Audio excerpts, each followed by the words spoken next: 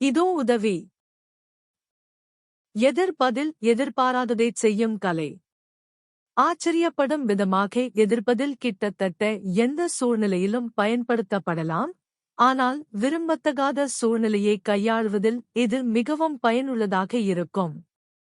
இது எடுத்துக்காட்டுகளால் சிறப்பாக விளக்கப்படுகிறது. ஏதாவது அல்லது யாராவது உங்களை எரிச்சலூட்டும் போது எதிர்பார்க்கப்படும் பதில் நீங்கள் கோபப்படுவதாக இருக்கும்.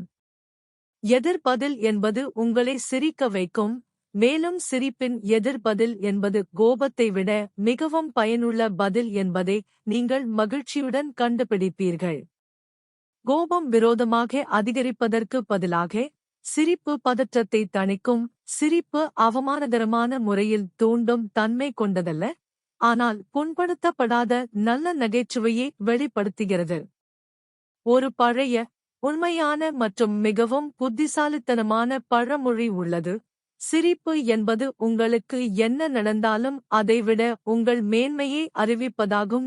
மற்றொன்று, நீங்கள் சபிக்க வேண்டும் அல்லது சிரிக்க வேண்டும் போது சிரிக்கத் தேர்ந்தெடுங்கள். வாழ்க்கையின் சிரமங்களையும் எரிச்சல்களையும் ஏற்றுக்கொள்ள வேண்டும். எரிச்சலூட்டும் ஒரு கோபமான எதிர்வினையுடன் அல்ல, மாறாக நல்ல நகைச்சுவையின் எதிர்பதிலுடன்.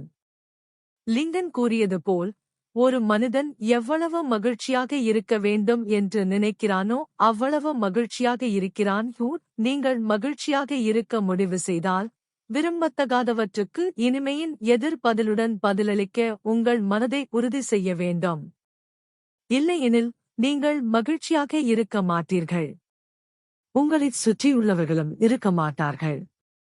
மகிழ்ச்சியைப் போலவே மகிழ்ச்சியின் மையம் தொற்றக்கூடியது. எதிர்பதிலளிப்பு, புகார் செய்வதற்கு பதிலாக பாராட்டு. ஒரு நேர்மையான பாராட்டு வடிவத்தில் நீங்கள் ஒரு புகாரை வெளிப்படுத்த முடியும் என்பது உங்களுக்குத் தெரியுமா? உங்களால் முடியும். அதைப் பற்றி யோசித்துப் பாருங்கள்.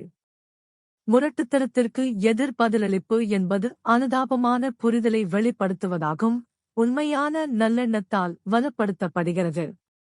விமர்சனத்திற்கு எதிர்பதிலளிப்பு என்பது வெறுப்பின் எதிர்பார்க்கப்படும் பதில் அல்ல, ஆனால் விமர்சனத்தில் உள்ள ஆக்கப்பூர்வமான ஆலோசனைக்கான பாராட்டுக்கான நேர்மையான வார்த்தைகள். ஒரு எதிரியை கையாள்வதில் எதிர்பதிலளிப்பு என்பது அவருக்கு அல்லது அவளுக்கு ஒரு உதவி செய்வதாகும். நன்மையை வாங்க முயற்சிக்கும் மனப்பான்மையுடன் அல்ல, மாறாக கருணையுடன். எந்த கட்டுப்பாடும் இல்லாமல் ஒருவர் உங்களுக்கு பின்னால் சாதகமாக பேசுகிறார் என்பதை அறிந்து கொள்வதற்கான எதிர்பதிலளிப்பு என்பது அந்த நபரைப் பற்றி அவரது முதுகுக்குப் பின்னால் அடிக்கடி சாதகமாக பேசுவதாகும். அந்தச் செய்தி மற்றவருக்கு எவ்வளவு விரைவாகச் சென்றடையும் என்பது ஆச்சரியமாக இருக்கிறது. மேலும் அணுகுமுறையில் உடனடி மாற்றத்தை ஏற்படுத்தும். எதிர்பாராத எதிர்பதிலளிப்புக்கான முந்தைய எடுத்துக்காட்டுகள் அதை விளக்குவதற்கு மட்டுமல்ல, ஒவ்வொரு சந்தர்ப்பத்திலும் அதை பயன்படுத்த உங்களை ஊக்குவிக்கவும் போதுமானதாக இருக்க வேண்டும்.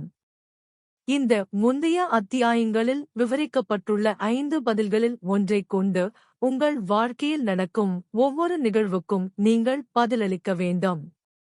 வாழ்க்கையில் உங்கள் மகிழ்ச்சியும் வெற்றியும் நீங்கள் எந்த பதிலை தேர்வு செய்கிறீர்கள், அதை எவ்வளவு திறம்பட பயன்படுத்துகிறீர்கள் என்பதன் மூலம் பெரிதும் பாதிக்கப்படும். இந்த அத்தியாயங்களை படிக்க ஒதுக்கப்பட்ட ஒவ்வொரு நிமிடமும் தூய தங்கமாக இருக்கும்.